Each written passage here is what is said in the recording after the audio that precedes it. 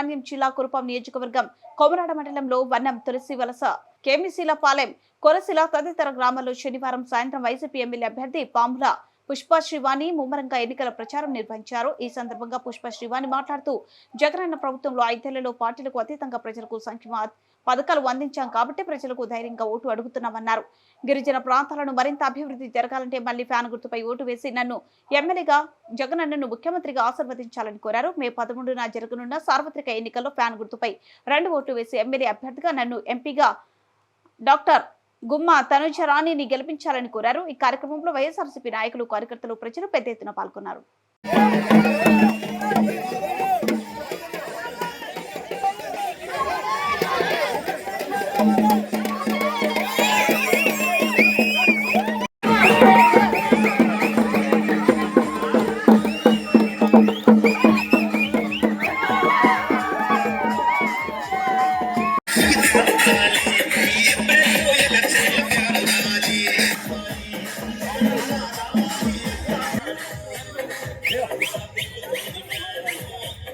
ఈరోజు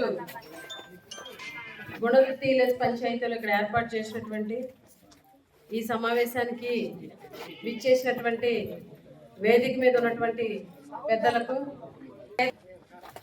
ప్రతి ఒక్కరికి కూడా మీ అందరికీ కూడా తెలుసు. సాధారణంగా ఎక్కడికి వెళ్ళినా కూడా ఈ 5 ఏళ్ల పాటు, ఈ 5 సంవత్సరాల జగనన్న పరిపాలనలో మా ప్రభుత్వంలో మేమేం చేశామో చెప్పి ఓటు అడగడం అన్నది కామన్. కానీ మేము ఈ 5 ఏళ్ల మా పరిపాలనలో, మా ప్రభుత్వంలో ఏం చేశామో మేము చెప్తున్నాము. మాకన్నా ఎక్కువ ఈరోజు ప్రజలు చెప్పేటువంటి పరిస్థితి ఉంది జగనన్న ప్రభుత్వంలో.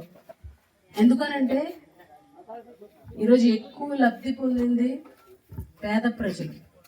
ప్రతి ఒక్కరూ కూడా జగనన్న ఏదైతే ఎలక్షన్లప్పుడు హామీ ఇచ్చారో ప్రతి హామీ కూడా నెరవేర్చుకుంటూ ఈరోజు 99% హామీలను నెరవేర్చి, ఎలక్షన్ ముందు చెయ్యూతిస్తానని కానీ, అమ్మఒడి ఇస్తాను